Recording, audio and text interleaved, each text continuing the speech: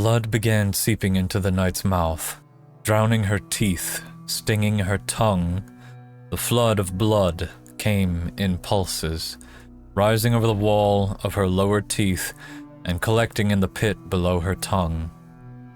The iron taste bubbled up over her tongue, causing her to clench her teeth harder, and collided with the back of her throat. She hacked, her cheeks inflating, splashing blood and spit onto the Eglon soldier's neck and jaw, and onto her own face. Two metallic odors wafted up her nostrils, that of blood, and that of earthy sweat, grime, and musk. The knight's ribs expanded and contracted like the billows of a forge. Blood spilled over her lips and raced down her chin and neck. Fire-coated snakes trailed down her neck and coiled into her shirt, making it heavier, wetter, and redder. The man in her teeth writhed like a dog caught in a bear trap. He was hunched like a frog. He pressed his knees up against the knight's stomach, and she could feel them trembling. He clawed at her hair with one hand and with his other smashed the meat of his fist against her cheekbone. He coughed out blood too, splashing it under the knight's eye and into her hair. He coughed like he was drowning, and with every breath he took he groaned like a donkey.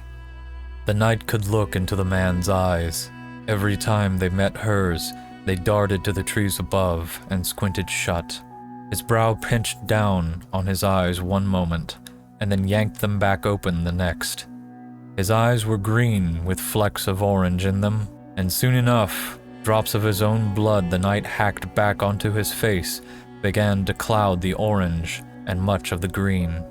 The knight dug her teeth further into his face again, and her teeth scraped against his. The muscles in the knight's neck trembled. They trembled so much that her head shook. Inch by inch, the man drooped closer and closer to the ground. Just as one of his knees slipped from her torso and brushed against some blades of grass, the knight leaned back and denied him.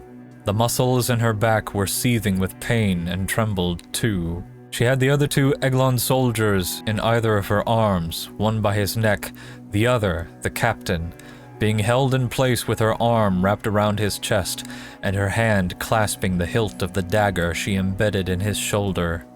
In her trembling, she noticed the yellow glint of her greatsword lying on the dais' worn stairs, its hilt hidden in the grass. Half of the blade was resting above the dais at an angle. She inhaled, slathering some of the blood into her throat, and pushed forward. Her boot scraped against the stone dais and launched into the broad side of her sword. It vaulted up, tilted over, and fell into the grass. She inhaled again, mashing her fingers into the hilt of the dagger, mashing the crook of her elbow into the neck of one man, and scraped her teeth against the teeth of another man. When she exhaled, her arms spread wide like an eagle. She rended the dagger from the captain's shoulder and yanked the other man to the ground by using a handful of his hair. She jerked her head, unhooking the man from her teeth, letting him fall onto the stairs and roll into the grass, and then hopped over him. The feeling of her sword's hilt in her hands sent a surge of weight through her body. The weight pulled at the muscles in her legs, back, and shoulders. She unearthed the sword from the tall grass, first its hilt, then its gleaming yellow blade. Her fists shackled themselves to the handle. She took one step, then another, and her whole body twisted around, her sword whipping just behind her. The blade of her sword hummed as it parted the air. She grunted as she swung, a sound that embodied the deep weight that carried her muscles.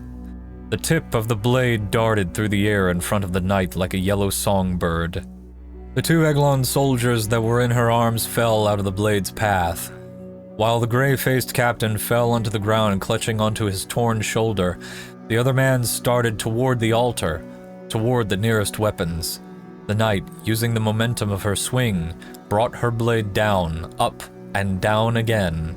The man, his eyes wide, skidded on the stone dais and fell backwards. The knight's blade sliced off some of his bangs. The knight stepped up to the dais, bringing her sword up and down again. Again. Again. She kept the blade in motion as the two soldiers jumped down from the dais. She brought the sword's hilt down by her hip as she rushed after them. The grass beat the legs of her trousers as she ran. The knight closed the distance between her and them, and just as she was within sword's distance, the two men broke in two directions. She slashed to her left, at the man who had yet to bleed. He swerved around a tree, and the blade split into the bark. She pushed forward and wrenched the sword out of the tree. The knight lunged around the tree and latched onto a handful of the man's hair again. The force of the halt caused him to slip and fall to one of his knees. At the same time that she yanked the man toward herself, she thrust the spiked end of her crossguard downward at the soldier's chest as if throwing a punch. The soldier, however, spun around in the knight's grasp and threw up his hands. He grabbed onto her sword's crossguard and ricosso and stopped the spike just inches from his body. The knight yanked back on her sword and shoved it forward again, making the man undulate. She barked, and barked again when she let go of the man's hair and punched him in his cheek. The weight from her fist wrenched the man's fingers from her sword and flattened him onto the ground. As she brought up her blade over the man on the ground, the image of the Eglon captain rushed out of the corner of her eye. He flung a fistful of dirt into her eyes. Her head flailed. She diverted her blade's arc to the side, toward the captain, and her blade slashed air. Her eyes fluttered and she took in bits of her surroundings. The soldier on the ground was stumbling to his feet while the captain had disappeared. Something struck her in the back of one of her knees and she toppled. The captain wrapped his good arm around the knight's neck and clamped it into the elbow of his other. The captain then leaned back with all his weight. The knight's body craned backwards and she nearly fell onto her back. Her throat was pinched shut and heat filled her face. She began to reach behind herself when she felt something grasp at the blade tip of her greatsword. She clasped both of her hands onto her sword, preventing the free soldier from wrenching it upward and away. The three bodies swayed back and forth. The knight stiffened and yanked on her sword, slipping the blade out from the soldier's hands, and used that momentum to jab the spiked pommel of the hilt behind her head. She struck the captain, making him shout in her ear. At that moment, from what little the knight could see, the blue apparition of Eranthis swirled into view, and the ghost of a sword swung at the soldier in front of her. The soldier ran, and Eranthis chased after him. The knight held up her sword to strike its pommel down on the captain again, and as she did so, her neck was released. She sucked in air and lunged forward, up onto her feet. She spun. She wiped at the dirt in her eyes and the tears streaming down her face, as if doing so once would make them both disappear. However, she saw the outline of the captain scrambling away and rushed after him. The captain wove around tree after tree, until he found two of them that had grown next to one another. He shoved himself through the gap between them, his leather armor raking onto the bark and peeling some of it off. The blade of the knight's greatsword darted through the gap just as he managed to slip through. The blade stopped when the knight's forearms met either of the two trees. The captain shoved his body onto the flat side of the blade, pressing it into one of the tree trunks, but the knight yanked it back out. The leaves above rustled as if in response to the cut the knight made in the tree trunk. The captain took off away from the trees. The knight rushed around them and after him. She held her sword by the ricosso as she ran. The tall grass beat her legs and the leaves rustled above her. Every time her boots stamped into the earth, she felt the weight in her muscles grow heavier and heavier. The stamping of her boots became like a drum beat, and with every beat the trees above rustled in response. The beat grew heavier and heavier as the knight grew closer and closer to the Eglon captain. There was a distinct moment when the knight felt like she had grown a second heart. A second pulse beat through her body.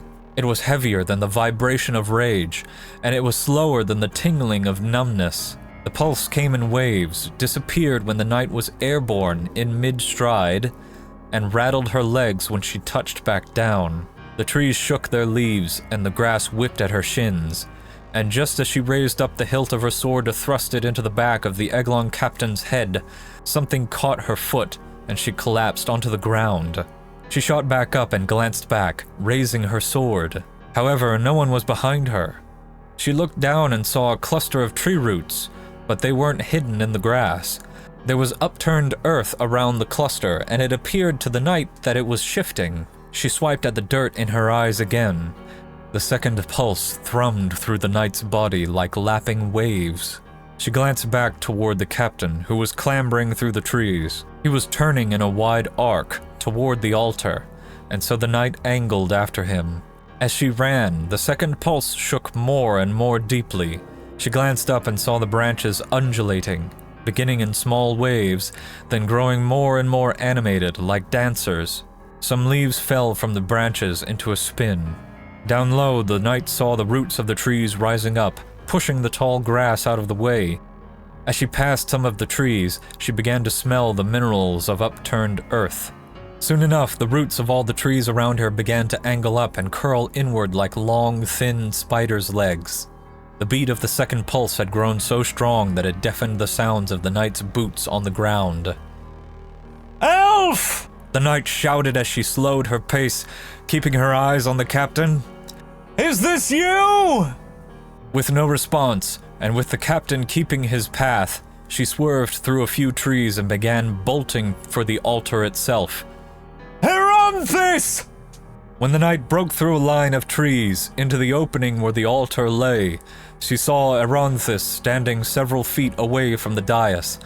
The sword in Eranthis's hands trembled like a leaf. She started taking steps backward.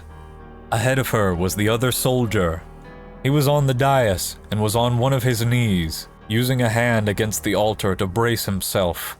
Then his head jerked up as the massive standing stones behind the altar began to tilt, cascading to either the left or right. The knight felt the ground hit the soles of her boots like a hammer, as the earth behind the altar, behind the standing stones, began to upheave.